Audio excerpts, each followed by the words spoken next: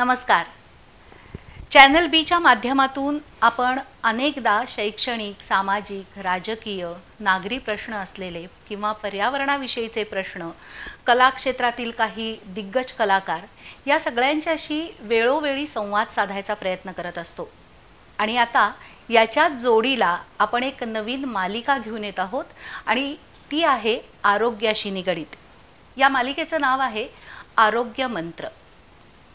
रंगनाथ हॉस्पिटलचे गोकुळ IVF याचे प्रायोजक आहेत आणि डॉक्टर प्रवीण हेंद्रे हे आजच्या आपल्या कार्यक्रमाचे मुख्य अतिथी आहेत. डॉक्टर साहेब नमस्ते. नमस्ते. चॅनलच्या या ऑफिसमध्ये तुमचं खूप मनापासून स्वागत. आणि ही संपूर्ण एक वर्षभर चालणारी आरोग्याची मालिका आहे आरोग्य मंत्र, की ज्यामध्ये आपण आरोग्याशी निगडीत अनेक जे प्रश्न आहोत तर त्या प्रश्नांची उकल करायचा प्रयत्न करणार आहोत. खरं तर असं म्हणतात की मानवी शरीर हे इतकं गुंतागुंतीचं आहे की आत्ताच्या या घडीला जरी माणसानं ठरवलं की आपण माणसासारखा एक प्रोटोटाईप दुसरा बनवायचा तरी सुद्धा ते आत्ताच्या घडीला शक्य नाही. त्याच्यासाठी अजून बरंच संशोधन करावं लागेल. पण तुमच्यासारखे जे सगळे डॉक्टर्स आहेत की जे या सगळ्या क्षेत्रामध्ये माहीर आहेत आणि त्यांनी जास्तीत जास्त या शास्त्राच्या जवळ जाण्याचा प्रयत्न केलेला आहे. तर या संपूर्ण मालिकेमध्ये या मानवी शरीराबद्दल आणि विशेषतः स्त्रीच्या आरोग्याविषयी आपण सगळं जास्त करून बोलणार आहोत. तर मला असं वाटतं की या कार्यक्रमाची सुरुवात एका छोट्याशा प्रश्नानं मी करू इच्छिते. ती म्हणजे की जन्माला यायच्या अगोदर एका पेशीपासून तयार होणारा हा अख्खा एवढा मोठा 6 फुटी जो आपला देह असतो, 5.5-6 फुटाचा, तर तो प्रवास नेमका कसा असतो याबद्दल आम्हाला सांगा. पण तत्पूर्वी तुम्हाला इथं आल्यानंतर कसं वाटतंय ते पण सांगा. आपण म्हणलात तर बरोबरच आहे की म्हणजे तुमच्या पहिला जो तुम्ही प्रश्न विचारला त्याचं मी नंतर उत्तर देणार आहे. पण आज पहिल्यांदा मी तुम्हाला सांगतो की हा जो विषय आहे ह्या विषयाबद्दल म्हणजे लोकांपर्यंत आपण पोचलं पाहिजे आणि हे ज्ञान लोकांपर्यंत पोचवावं असं मला खूप दिवसापासून वाटत होतं. आणि खरोखर म्हणजे परमेश्वरी कृपेनं आणि त्याचबरोबर बी चॅनलच्या ह्या बी चॅनलमुळं आणि तसंच माडी कुटुंबामुळं मला आता आज योग आला आहे. त्याबद्दल मी त्यांना पहिल्यांदा धन्यवाद देतो. दुसरी गोष्ट अशी आहे की कोणतंही आपण कार्य करत असताना शेवटी हे कार्य जे आहे हे परमेश्वराला स्मरूनच आपण करणं गरजेचं आहे. म्हणून त्या परमेश्वराला सुद्धा मी आता पहिल्यांदा वंदन करतो. आणि त्याचबरोबर ज्या आईवडिलांनी आपल्याला जन्म दिलेला आहे त्यांचंसुद्धा स्मरण अशा वेळेस करणं मला जास्ती बरं वाटतं आहे. कारण त्यांच्याशिवाय आपण ह्या म्हणजे जीवनात आलोच नसतो. आणि माझे आईवडील म्हणजे शिक्षक होते. तर त्यांनी म्हणजे त्या काळामध्ये म्हणजे जेव्हा आत्ताचे शिक्षक आणि पूर्वीचे शिक्षक याच्याबद्दल मला काहीच बोलायचं नाही, पण जे माझे आईवडील मी बघितलेले आहेत तर हे त्यावेळेसचे जे शिक्षक होते निस्वार्थपणे जे शिक्षण देत होते, लोकशिक्षण देत होते, त्यांचं कार्य मी पुढं म्हणजे हे घेऊन जात आहे याचा मला खरोखर या प्रोग्रामद्वारे आनंद होत आहे. आणि तुम्ही जे मगाशी म्हणालात की आता एका पेशीपासून म्हणजे एक्झॅक्ट की हे जे मोठं शरीर आपलं बनतं तर हा जो सगळा प्रवास आहे तर या प्रवासाबद्दल त्या एका पेशीपासून अनंत पेशींपर्यंतचा जो प्रवास आहे. पहिल्यांदा मी फक्त एकच गोष्ट सांगतो की जगामध्ये एवढे सगळे कॉम्प्युटर्स म्हणजे तयार झालेले आहेत, पण फक्त एका पेशीमध्ये म्हणजे जी म्हणजे स्त्रीबीज आणि शुक्राणू यांच्या संयोगातून तयार झालेलं ती एक पेशी असते. ॲक्च्युली ती एक पेशी ज्या क्षणाला म्हणजे शुक्रजंतू स्त्री बीजामध्ये प्रवेश करतो त्या क्षणाला ते सगळ्या म्हणजे घटना घडायला सुरू होतात. म्हणजे त्याचे 2 सेल म्हणजे ते एकत्र येण्यापूर्वीच त्याचे जे काय जेनेटिक डिव्हिजन आहे हे सुरू होतं. आणि त्या 1 सेलचे 2 सेल, 2 सेलचे 4 सेल असा करत करत करत हा असा एक म्हणजे मोरुला तयार होतो. मोरुला म्हणजे एक बॉल तयार होतो आणि बॉल नंतर तो गर्भ तयार होतो. त्याला ब्लास्टोसिस्ट म्हणतात. जो स्त्री बीजांडकोशातून अंड बाहेर पडल्यानंतर हे गर्भनलिका जी आहे ह्या गर्भनलिकेच्या एका शेवटच्या टोकाला तयार होऊन 4 ते 5 दिवसानंतर तो गर्भाशयात पोचतो. तर ह्या एका सेलमध्ये असा कुठला प्रोग्राम आहे की ज्या प्रोग्राममुळे हे संपूर्ण शरीर तयार होतं आहे. खरं आता कुठल्याही म्हणजे प्राण्याला किंवा कुठल्याही मानवाला जिथे नख हवं आहे तिथंच नख आहे. कुणाचं नख नाकाच्या टोकाला तरी येत नाही. डोळा जिथं हवा आहे तिथेच आहे. हे डोळ्यामध्ये म्हणजे जे काय आपण पाहतो तर त्याचं जे काय हे आहे काय म्हणजे कॉर्निया आहे हा फक्त 6 लेअरचा आहे आणि ट्रान्सपरंट आहे की ज्याच्यामध्ये एकही रक्तवाहिनी नाही आहे. तर हा प्रोग्राम कसा आणि कुठे म्हणजे तयार झाला असेल हे खरोखर अनाकलनीय आहे. तर त्यामुळं वैद्यकीय म्हणजे आता जे काय शिक्षण आहे किंवा आता ज्ञान आहे हे अजून तिथपर्यंत पोचलं आहे असं मला वाटत नाही. आणि म्हणूनच कधी कधी असं वाटतं की art is long and life is very short. तर त्यामुळं आपल्याला आता आपण जे काय म्हणजे ह्या 1 वर्षभरात म्हणजे आपण जे काही चर्चा करणार आहोत कदाचित हे म्हणजे एखाद्या ज्ञानाच्या सागराच्या किनाऱ्यावरचं एखादं म्हणजे वाळूचा कणसुद्धा असू शकेल. त्यामुळं आपण जे काही आपल्याला म्हणजे लोकांपर्यंत पोहोचवता येईल ते पोहोचवायचा आपण प्रयत्न करूया. तुम्ही अगदी सुरुवातीला जसं म्हणालात की आई वडील तुमचे शिक्षक होते आणि त्यामुळं तुम्हालाही लोकांच्यापर्यंत हे ज्ञान पोचवावं अशी जी इच्छा झालेली आहे. तर आता खऱ्या अर्थानं आपण ह्या आपल्या ज्ञानदानाच्या कार्याला सुरुवात करूया. मला सांगा की अर्भकाचं जे जेंडर असतं किंवा अर्भकाचं जे लिंग असतं की तो जन्माला आल्यानंतर स्त्री म्हणून जन्माला येणार आहे का पुरुष म्हणून जन्माला येणार आहे? तर त्याबद्दल काय सांगता येईल? ते कसं ठरतं किंवा काय? आता म्हणजे बहुतेक सर्वांना आत्तापर्यंत सगळे माहीत असणार आहे पण तरीसुद्धा त्यांची उजळणी किंवा ज्यांना माहिती नाही त्यांच्यासाठी मी सांगतो की जेव्हा स्त्रीबीज तयार होतं त्या स्त्रीबीजामध्ये आपल्या संपूर्ण शरीरामध्ये 46 गुणसूत्र असतात. परंतु स्त्रीबीज आणि शुक्राणू म्हणजे जे पुरुष गॅमेट आहे आणि स्त्री गॅमेट आहे याच्यामध्ये हॅप्लॉइड म्हणजे अर्धे गुणसूत्र असतात. कारण त्याचं असं आहे की समजा जर 46 गुणसूत्र जर असतील तर या पिढीला 46च्या दुप्पट, त्याच्या पुढच्या पिढीला 46च्या तिप्पट म्हणजे त्या चौपट म्हणजे त्या न्यूक्लियसमध्ये हे सगळे म्हणजे हे जनुकीय जे काय साठा आहे हा म्हणजे शक्यच नाही आहे म्हणजे त्यात साठवणं. म्हणून तो हॅप्लॉइड म्हणजे अर्धा केला जातो 23. आणि जेव्हा स्त्रीचे जे स्त्रीबीज असतात त्याच्या प्रत्येक अंड्यामध्ये एक्स हा क्रोमोझोम असतो. 23 क्रोमोझोम आणि त्यातला एक असतो तो एक्स असतो. आणि पुरुषांच्या निम्म्या शुक्राणूमध्ये एक्स क्रोमोझोम असतो आणि निम्म्या शुक्राणूमध्ये वाय क्रोमोझोम असतो. तर जेव्हा हे फलन होते म्हणजे मगाशी मी जी क्रिया सांगितली तुम्हाला की म्हणजे स्त्रीबीजामध्ये शुक्राणू म्हणजे शिरतो त्यावेळेसच वाय क्रोमोझोम आत शिरला आहे की एक्स क्रोमोझोम शिरला आहे. जर एक्स क्रोमोझोम असलेला जर काय शुक्राणू जर शिरलेला असेल तर ते स्त्री होणार आणि जर वाय क्रोमोझोम जर शिरला असेल तर तो वाय क्रोमोझोम म्हणजे पुरुष होणार. पण त्यातली गंमत माहीत आहे का तुम्हाला की जेव्हा हा गर्भ तयार होऊन गर्भाशयामध्ये उतरतो तर पहिल्या 5 ते 7 आठवड्यापर्यंत म्हणजे गर्भाची वाढ ही स्त्री गर्भ अशाप्रमाणेच चालू असते. हो बर.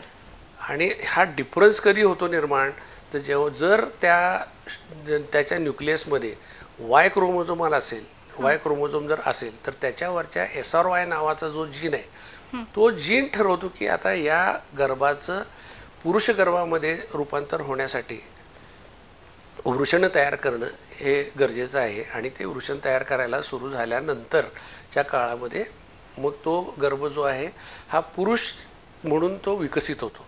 म्हणजे समजा जर वाय क्रोमोझोम जर नसेल त्या गर्भामध्ये तर ती स्त्री म्हणूनच तयार होणार. म्हणजे साधारण पहिला किती महिन्यांचा कालावधी असतो?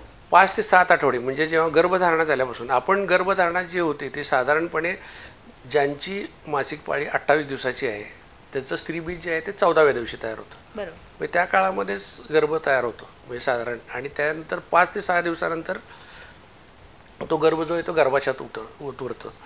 पण हा जो काळ आहे की केव्हा स्त्रीबीजामध्ये शुक्राणू शिरला हे सांगता येत नाही. आपला फिक्स गोष्ट म्हणजे इव्हेंट स्त्रीच्या आयुष्यातला कुठला आहे तर मासिक पाळी येण्याचा पहिला दिवस. म्हणजे संपूर्ण कॅल्क्युलेशन्स जे आहेत म्हणजे प्रेग्नन्सीचे हे मासिक पाळीच्या पहिल्या दिवसापासून हे मोजलेले असतात. मग तेव्हापासून आम्ही मोजतो. पण ॲक्च्युली तो 15 दिवस किंवा जशी मासिक पाळी कमी जास्ती असेल त्याप्रमाणे तो कमी जास्ती होतो. पण साधारण रेग्युलर 28 दिवसाच्या पाळीच्या स्त्रियांमध्ये हा आपण 2 आठवडे हा जो कालावधी आहे हा गर्भधारणा झाल्याच्यापेक्षा जास्तीचाच आपण मोजत असतो. म्हणजे 5 ते 7 आठवडे म्हणजे गर्भ तयार झाल्यापासून 5व्या आठवड्यापर्यंत डिफरन्शिएशन काहीही नसतं.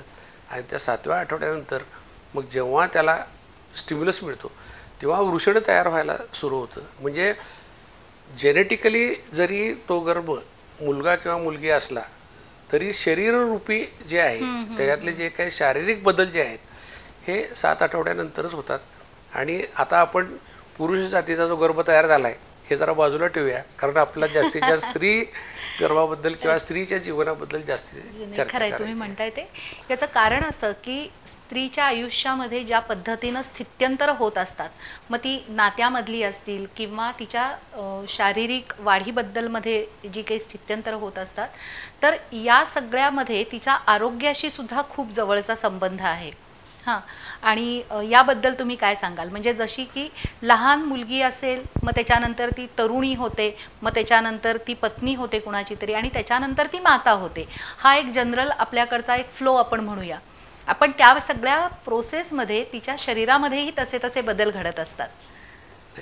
आता तुम्हाला मगाशीच सांगितलं की म्हणजे मुलगीचा गर्भ कसा तयार होतो, म्हणजे तो आता गर्भाशयात रुजायला सुरू झालेला आहे. साधारणपणे 5वा महिना जेव्हा संपतो त्यावेळेस त्या स्त्री बीजांड कोशामध्ये म्हणजे प्रीमॉर्डियल जर्म सेल्स, म्हणजे ज्या सेल्सपासून कालांतरानं स्त्रीबीज निर्मिती होणार आहे अशा सेल्स साधारणपणे 70 लाख असतात म्हणजे 20व्या आठवड्याला. आणि त्याच कमी कमी कमी कमी होत जातात, म्हणजे आयुष्यभर त्या कमी होत जातात. आणि जेव्हा मेनोपॉज किंवा रजोनिवृत्ती येते तेव्हा त्या प्रीमॉर्डियल जर्म्स काहीही शिल्लक राहिलेलं नसतं. तर जेव्हा त्या बाळाचा जन्म होतो तेव्हा ह्या 70 लाखावरून ते साधारण 5 लाख ते 10 लाख प्रीमॉर्डियल जर्म सेल्स असतात. आणि त्यानंतर सुद्धा म्हणजे प्युबर्टी म्हणजे मासिक पदर येण्याचा जो कालावधी आहे त्यापर्यंत जाईपर्यंत ते 2 लाख स्त्रीबीज निर्मिती करणाऱ्या प्रिकर्सल सेल्स किंवा प्रीमॉर्डियल जर्म सेल्स असतात. आणि यातून संपूर्ण स्त्रीच्या म्हणजे ह्या लाईफमध्ये जोपर्यंत तिची मासिक पाळी चालू असते त्या कालावधीत जास्तीत जास्त 400 स्त्रीबीज निर्मिती होऊ शकते.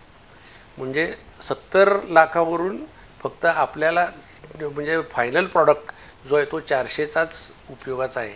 आणि त्यातसुद्धा जर का प्रेग्नन्सी झाली तर तो सुद्धा कालावधी कमी होऊन होऊन म्हणजे थोडक्यात स्त्रीबीज निर्मिती ही तेवढी जास्ती होत नाही, तेवढीच होते 400च्या आत.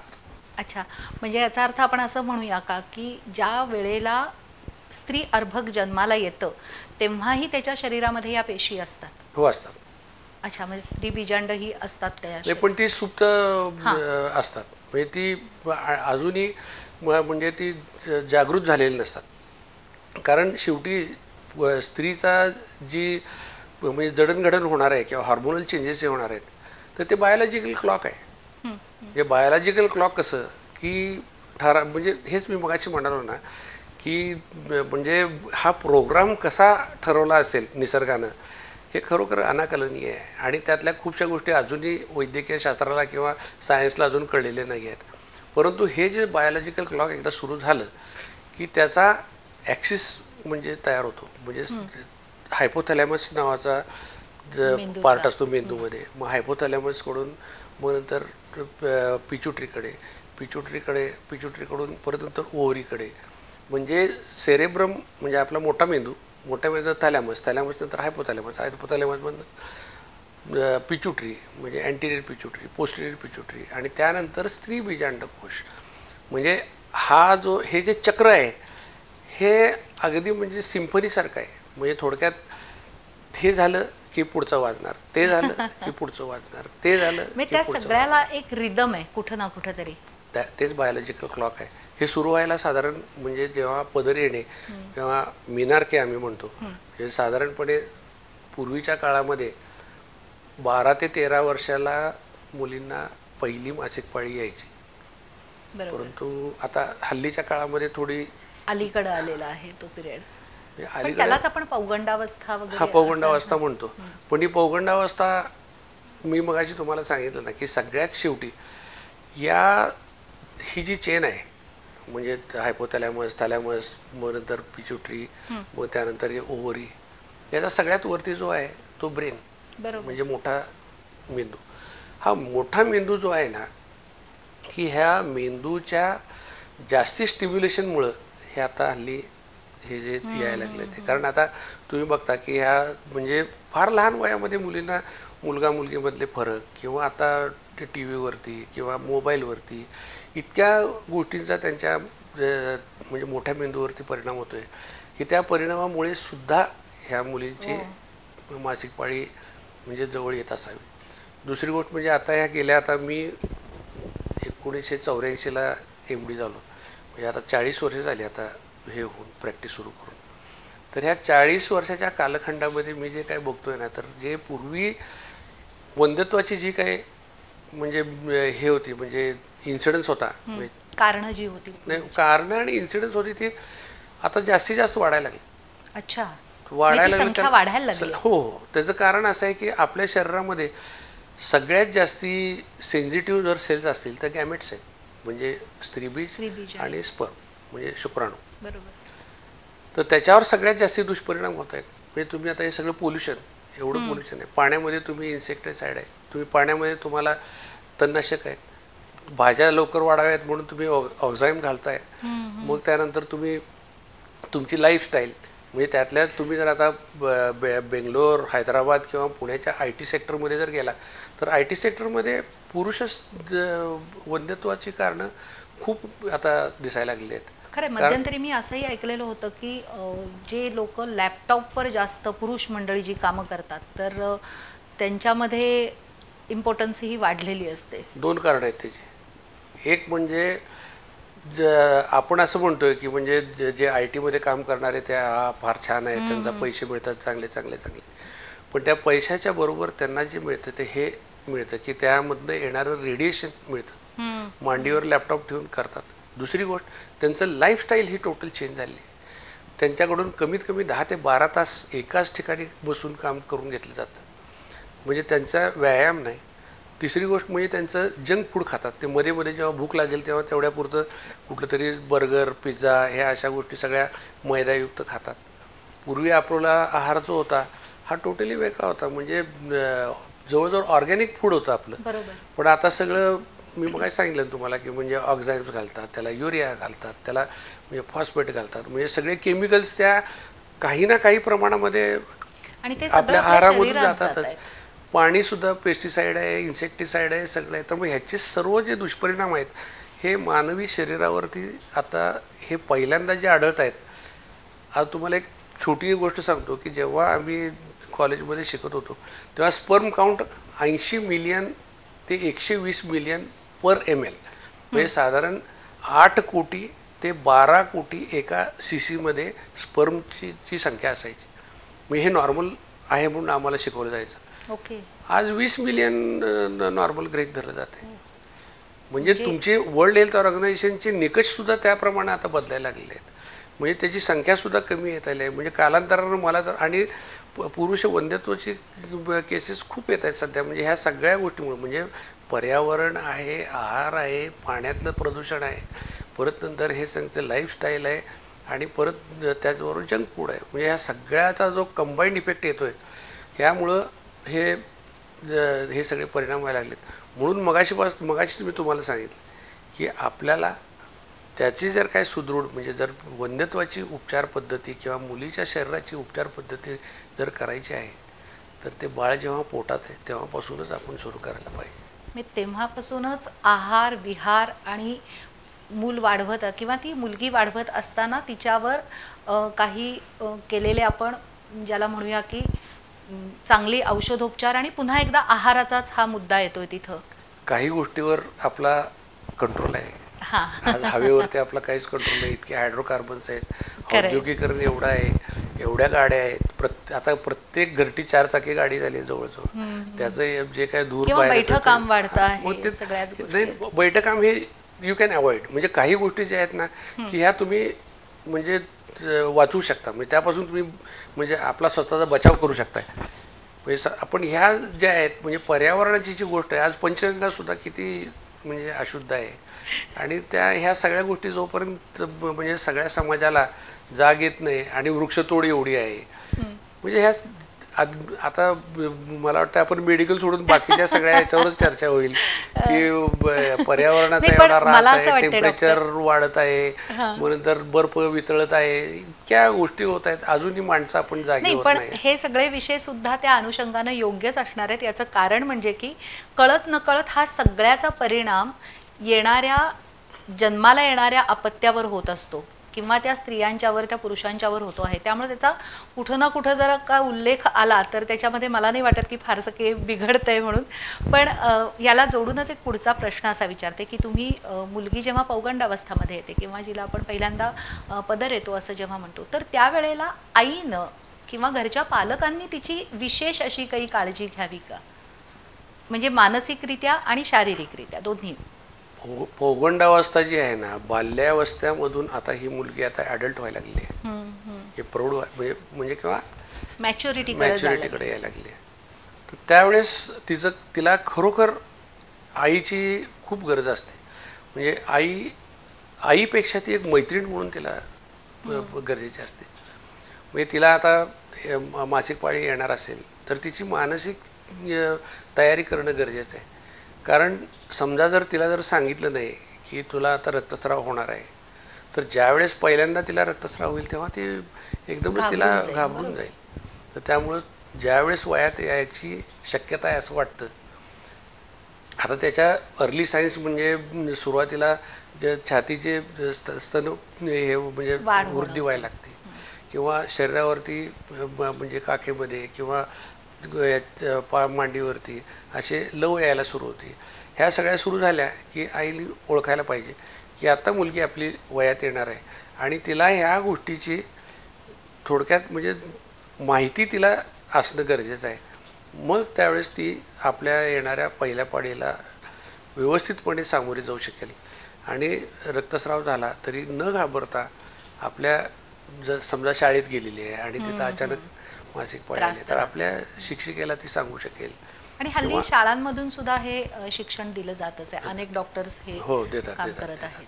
नाही आता तसं बघायला गेलं तर म्हणजे हे आता आपला चॅनल जो आहे हा फक्त शहरातच नाही तर बऱ्याच काही म्हणजे अगदी खेडोपाडी सुद्धा ना, तर त्या मातांसाठी हे जास्ती म्हणजे माहिती उपयोगाची आहे.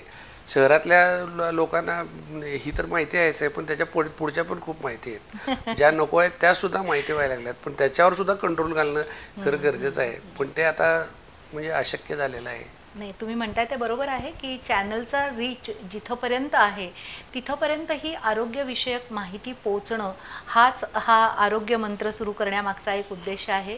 आणि मला असं वाटतंय की डॉक्टर पुढचे बरेच प्रश्न मनामध्ये आहेत, पण आजची वेळ आपली इथंच संपलेली आहे आणि त्यामुळं पुढचे अनेक प्रश्न घेऊन आपण पुढच्या एपिसोडमध्ये पुन्हा एकदा भेटणार आहोत.